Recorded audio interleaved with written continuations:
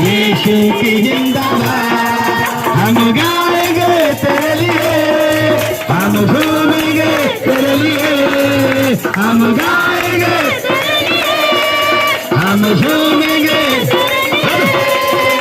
बोलो बोलो बोलो बोलो बोलो यीशु की जय जय जय जय जय। जिंदाबाद जिंदाबाद जिंदाबाद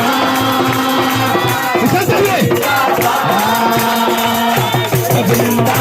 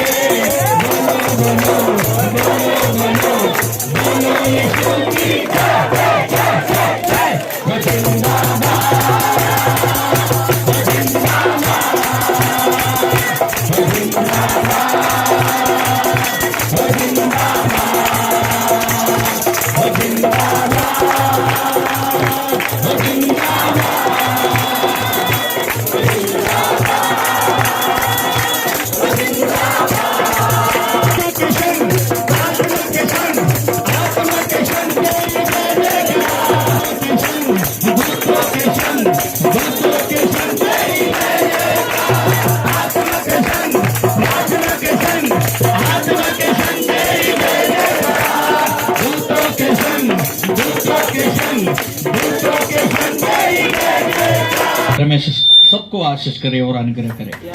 मुझे बहुत खुशी है, कुछ लोगों को मैंने यहाँ जो पास्टर लोग हैं उन लोग को मैंने पढ़ाया। एक तरफ से मेरा शिष्य लोग है, मुझे गर्व है उन लोगों ऊपर, और एक अध्यापक को बहुत जो गर्व होता है, अपना छेलों को देखकर बहुत गर्व होता है। और आज मैं मत्ती का सुसमाचार, इसका 9 अध्याय, इसका 32 से लेकर आप लोग पढ़ लीजिए।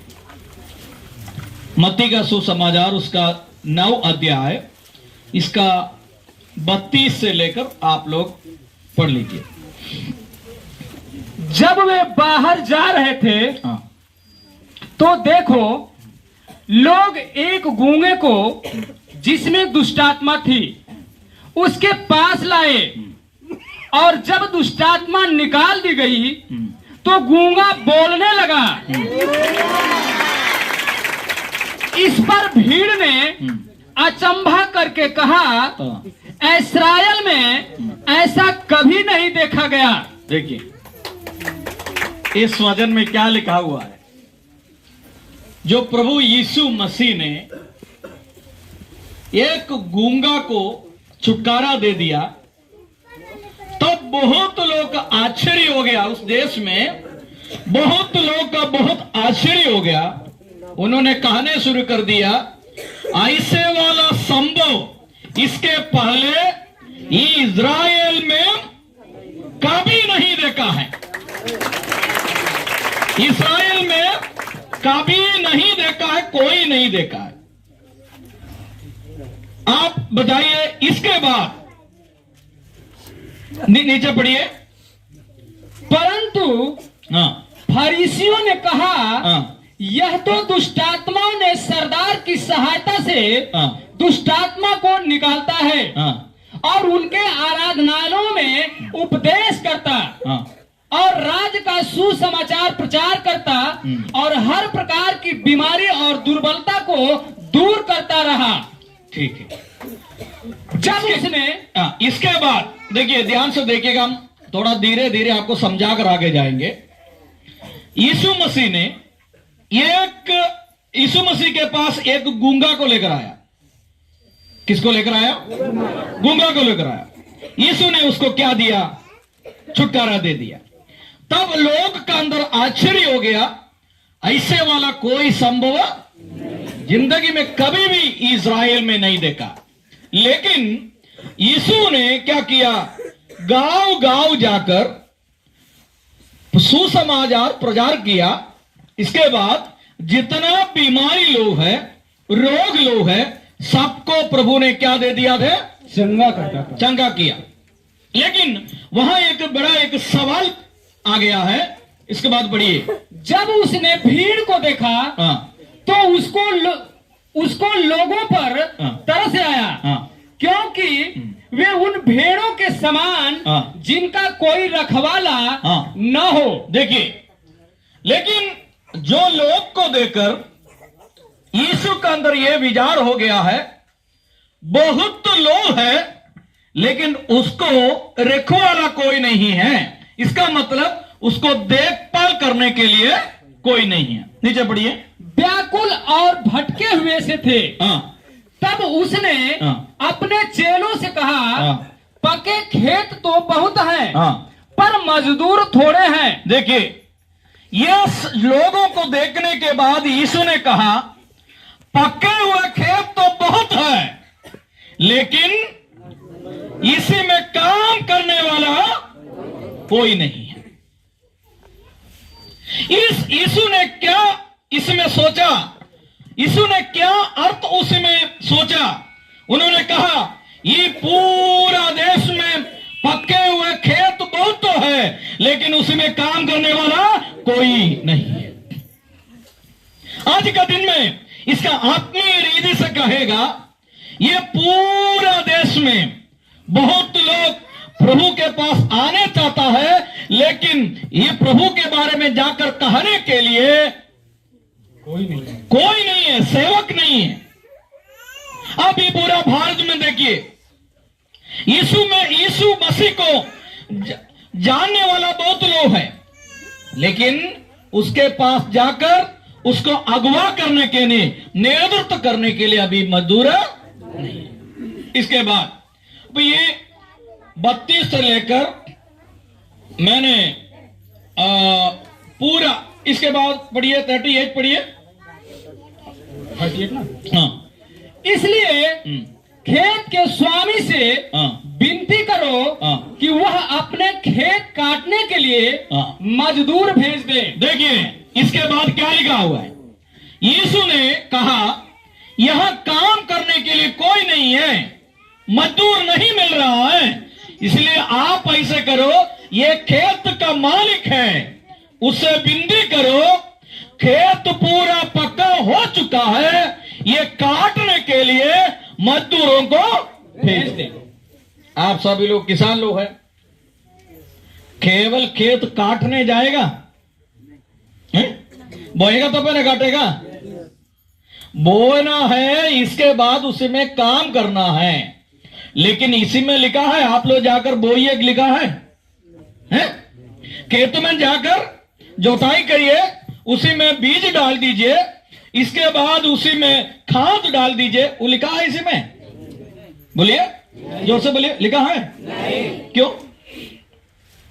नहीं लिखा है? एक खेत में काम करने वाला आपको मालूम है, सबसे पहले खेत जोताना है, वो ट्रैक्टर से हो नहीं तो अपना से भी कैसे भी हो जोताना है। इसके बाद बीज डालना है, इसके बाद उसका बीच में जो भी है उसके लिए काम करना है, इसके बाद खाद डालना है, इसके बाद क्या होता है, कटनी होता है। लेकिन वजन एक क्या लिखा हुआ है, आप केवल काटने जाइएगा, बोने का कोई जरूरी, काटने का काम आपका है, बोने के काम किसका है, परमेश्वर का।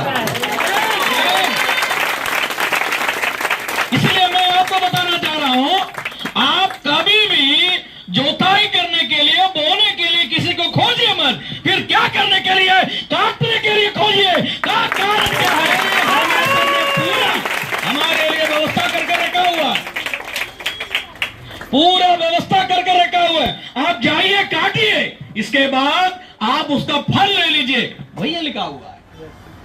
यदि आपसे कहेगा आप जोताई करिए, बीज डाल दीजिए, इसके बाद काम करिए, खाद डालिए, बोलेगा तो आप काम नहीं करेगा। केवल पक्के हुए, उसके ऊपर ऐसे ना लिखा है, पक्के हुए खेत है ना लिखा है, देखिए। हाँ, तब उसने अपने चेलों से कहा, हाँ, पक्के खेत तो बहुत हैं। देखिए, पक्के खेत तो बहुत हैं, देखिए, पर मजदूर थोड़े हैं। मजदूर नहीं है, मजदूर नहीं है। ये गांव गांव जाकर सुसमाचार कहने के लिए मजदूर नहीं है। लेकिन यहां क्या लिखा हुआ है, इसलिए आप ऐसे करिए, आप खेत का मालिक से बात करिए, उसे विनती करिए। क्या करना है, खेत में काम करने के लिए, मतलब खेत में जो काटने के लिए मजदूरों को भेज दीजिए। मेरे प्रिय भाई बहनों, हमारा ये प्रार्थना एक विषय वही होना चाहिए, क्या है, हमारा लिए मजदूरों को कौन भेजना है, परमेश्वर ने भेजना। अपना स्वयं मन से कोई आएगा, उसको कोई काम नहीं कर सकता है, लेकिन मजदूर को कौन भेजना है, ये खेत का मालिक भेजना है। खेत का मालिक कौन है, हमारा परमेश्वर है। उन्होंने क्या करना चाहिए, खेत को काटने के लिए भेजना। इतना मैंने आपको एक इंट्रोडक्शन का रूप से बता दिया। इसके नीचे 10 अध्याय से मैं आपसे बात करेंगे। मैं इसका यीशु ने ये कहने का कारण क्या है मैंने आपको बता दिया। यीशु मसीह क्या किया, आप गांव गांव जाकर, नहर नहर जाकर, कलीसिया जाकर सुसमाचार बांटते रहता था। तब कई लोग छुटकारा हो गया। तब उन्होंने देखकर प्रभु यीशु मसीह को तरस आ गया।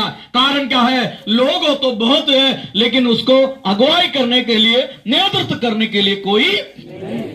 ये देखने के बाद यीशु ने कहा, आप ऐसे मत बैठिए, आप विनती करिए, आप प्रार्थना करिए, खेत काटने के लिए मजदूरों को भेजने के लिए, मजदूरों को भेजिए।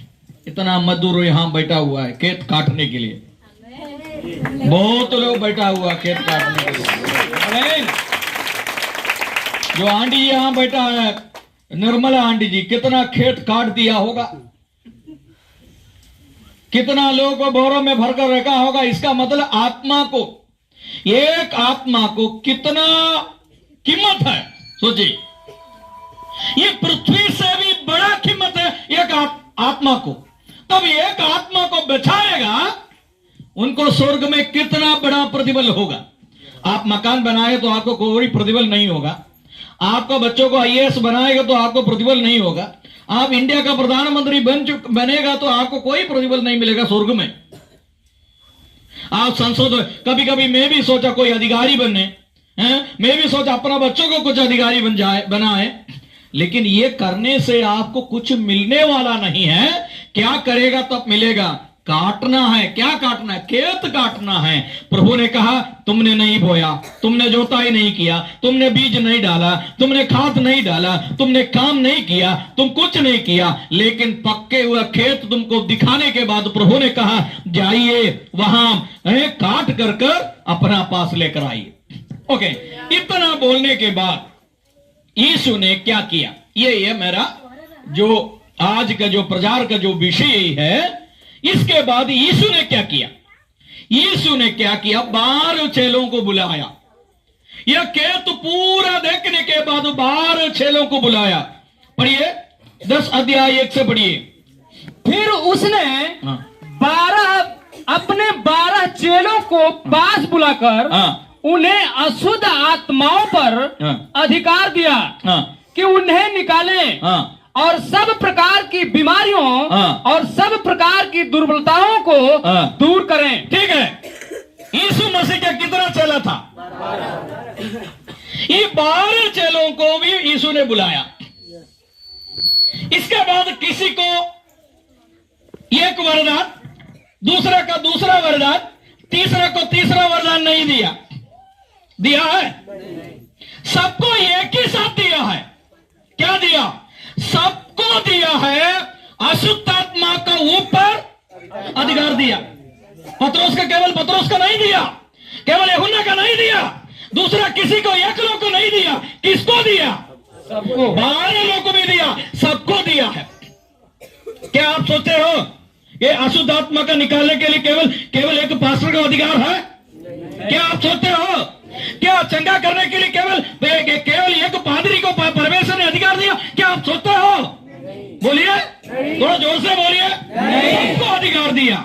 ऐसा नहीं है, ये सबको अधिकार दिया। केवल एक लोग का नहीं है, केवल पतरस का नहीं है, केवल यूहन्ना का नहीं है, केवल अंद्रियास का नहीं है, सबको बुलाकर सभी लोगों को अधिकार दिया। यह बहुत बड़ा एक बात आप सोचना चाहिए। आप ऐसे कभी भी मत सोचिए ये पादरी आएगा, वहां से साजू तोमस आएगा, यहां से ब्रजेश आएगा, इधर से दूसरा कोई आएगा, तब मेरा बीमारी हट जाएगा, तब मेरा शरीर का जो अशुद्ध आत्मा निकल जाएगा। ये आप मत सोचिए। सबको प्रभु ने 12 चेला था, 12 ये कब तक आप सीखेंगे? ये वजन पढ़ना है तब आपको मालूम होगा। केवल एक लोग को नहीं दिया, इनको भी दिया, इनको भी दिया, इनको भी दिया, इनको भी दिया, इन लोगों को भी दिया। देखिए, नहीं तो आप एक और बार पढ़िए। सबको 12 लोग को भी बुलाया। हाँ बोलिए। फिर उसने अपने 12 चेलों को 12 चेलों के अंदर पास बुलाया। तो यूदा भी था। तो यीशु मसीह का धोखा दिया वो यूदा भी था। समझ में आया कि नहीं? वो भी था उनके अंदर। ये 12 लोगों को भी अधिकार दे दिया। ये यीशु मसीह को मालूम था ये यूदा उनको क्या करेगा, धोखा करेगा, उसको छोड़कर जाएगा। यीशु को मालूम था पतरस उनको इनकार करेगा, उनको एक दिन छोड़कर वो जाएगा। यीशु को मालूम था, लेकिन फिर भी सबको परमेश्वर ने क्या कर दिया? अधिकार दिया। इसलिए मेरा भाई और बहनों, जितना लोग यहाँ बैठ रहा है, आप ऐसे मत सोचिए केवल साजू तोमस आकर प्रचार करेगा तो आत्मियों को छुटकारा मिलेगा, साजू तोमस प्रार्थना करेगा तो ये कोई चंगा मिलेगा। ऐसे आप मत सोचिए। आपको सबको परमेश्वर ने अधिकार दिया। सबसे पहले आप अपने अधिकार को पहचान लीजिए। आपका अधिकार को आपको पहचाना है। आपका अगल बगल गांव में कोई किसी को अशुद्ध आत्मा हो गया, उनको प्रार्थना करना है, आप जाकर ब्रजेश पास्टर को फोन करेगा, जल्दी आइए, यहाँ एक लोग को अशुद्ध आत्मा हो गया। कोई जरूरी नहीं है। कोई जरूरी है? नहीं। क्या के लिए रहा है? फिर उसने अपने 12 चेलों को बुलाकर उनको क्या दे दिया? अशुद्ध आत्माओं पर अधिकार दिया। तो अधिकार कौन दिया है? प्रभु ने, यीशु मसीह ने दिया है, मैंने नहीं दिया। हम लोग सबको ट्रेनिंग देता है, इसके बाद उसका सिर में हाथ रखकर प्रार्थना करता है, लेकिन मैंने अधिकार नहीं दिया। अधिकार किसको होना चाहिए? अधिकार परमेश्वर को होना चाहिए। तब आपका जिंदगी में क्या होगा? आप आशीष पाएगा। आप प्रार्थना करेगा तो दूसरा लोग छुटकारा पाएगा। हुआ है। और बढ़िए, उन्हें निकाले हाँ। और सब प्रकार की बीमारियों हाँ। और सब प्रकार की दुर्बलताओं को दूर करें। देखिए क्या क्या दूर करने के लिए, सभी प्रकार का बीमारियों को दूर करने के लिए और सभी प्रकार का दुर्बलताओं को भी दूर करने के लिए अधिकार दे दिया। 3 प्रकार का अधिकार दे दिया। ये क्या है, अशुद्ध आत्मा के ऊपर अधिकार दे दिया, इसके बाद बीमारी के ऊपर, बीमारी के ऊपर अधिकार दे दिया, दुर्बलताओं की, इसके बाद दुर्बलता के ऊपर अधिकार दे दिया। प्रिय भाई और बहनों, आप जाइए, नगर जाइए, इसके बाद जहां जो बीमारी लोग होता है उनके पास जाकर प्रार्थना करिए, इसके बाद यीशु मसीह के नाम से उसको क्या कर दीजिए। ये केवल मेरा अधिकार नहीं है, केवल इनका अधिकार नहीं है, 12 लोग को भी यदि यीशु ने कुछ लोग को अधिकार दे दिया, कुछ लोग को अधिकार नहीं दिया, तो आप लोग क्या बोलेगा? हाँ, परमेश्वर ने पक्षपात किया, वही कहेगा। प्रभु यीशु ने पक्षपात किया, आप लोग कहेगा। लेकिन यीशु ने कभी भी पक्षपात नहीं किया, 12 को बुलाया, 12 को भी अधिकार दे दिया। इसके बाद नीचे बढ़िए, इन 12 प्रेरितों के नाम ये हैं। 4 बढ़िए, 4। हाँ, समौन कनानी हाँ, और यहूदा हाँ, इस्करियोती, हाँ, जिसने उसे पकड़वा दिया। देखिए उन्होंने क्या लिखा, जो इस्करियोती यहूदा को भी प्रभु ने अधिकार दे दिया। इसके नीचे पढ़िए, इन 12 को हाँ, यीशु ने यह आज्ञा देकर भेजा। 7 बढ़िए,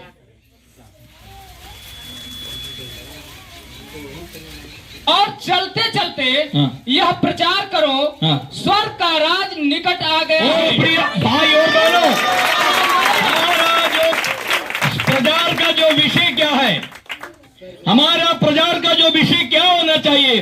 स्वर्ग के राज निकट हो चुका है, इसलिए स्वर्ग का राज निकट हो चुका है, इसलिए क्या करना है?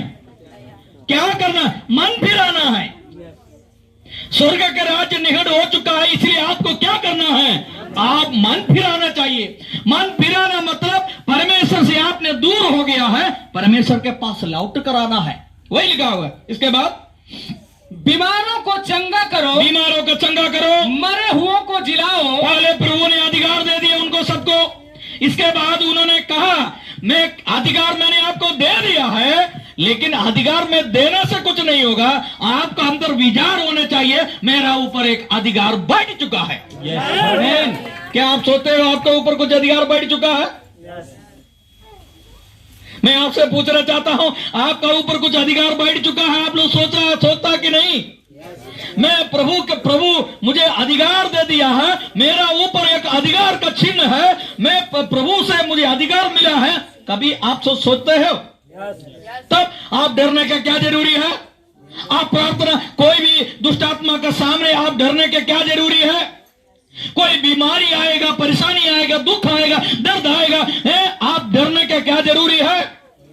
इसलिए हमारा जिंदगी में आत्मिक रीति से परिपक्वता होना चाहिए। कारण क्या है? जो भी मेरा जिंदगी में आ चुका है वो सब कुछ परमेश्वर जानता है, परमेश्वर को मालूम है मेरा जिंदगी में जो आ रहा है। इसके बाद पढ़िए, कोढ़ियों को शुद्ध करो, कोढ़ियों को शुद्ध करो। इसके रोगियों को, इसके पहले से पढ़िए, बीमारों को चंगा करो। ऐसे रुक कर पढ़िएगा, बीमारियों को चंगा करो, मरे हुओं को जिलाओ। मरे हुओं को जिला दो।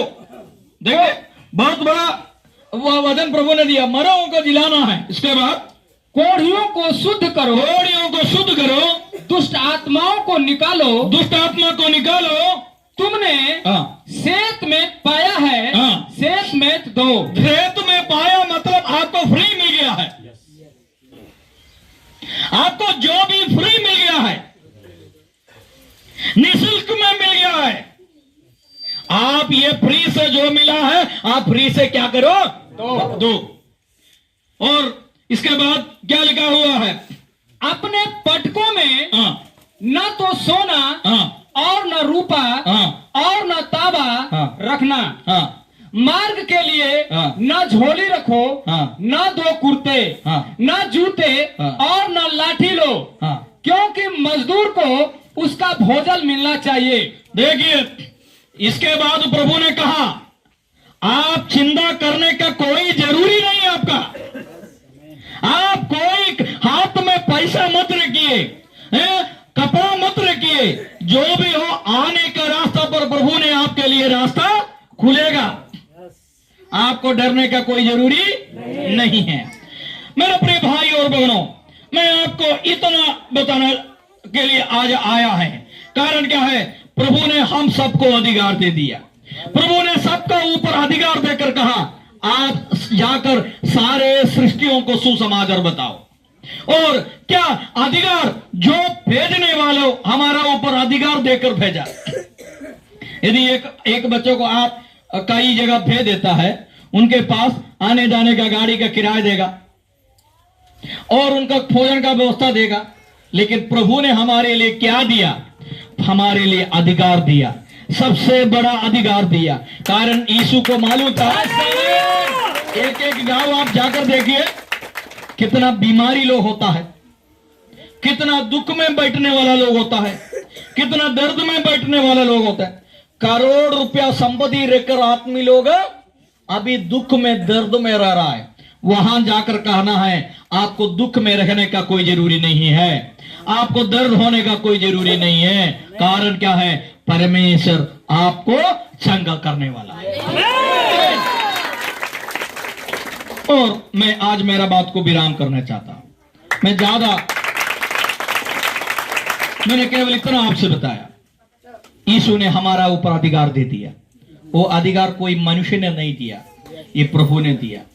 जो रुकेगा, रुकने का अधिकार प्रभु का है और हमारा काम बंद करने का अधिकार प्रभु का है। कोई मनुष्य सोचेगा मेरा जिंदगी में कभी भी ये बंद नहीं कर सकता है। इसलिए आप सब लोग अपना अधिकार पहले पहचान लीजिए, क्या क्या अधिकार है। और एक और बार बोल इसका 8 बढ़िए, बीमारियों को चंगा करिए, बीमारों को चंगा करो, हाँ, मरे हुओं को जिलाओ, कोढ़ियों को शुद्ध करो, दुष्ट आत्माओं को निकालो। तुमने सेत में पाया है, सेत में दो। ठीक। इसलिए मेरा भाई बहनों, परमेश्वर आप सबको आशीष करे।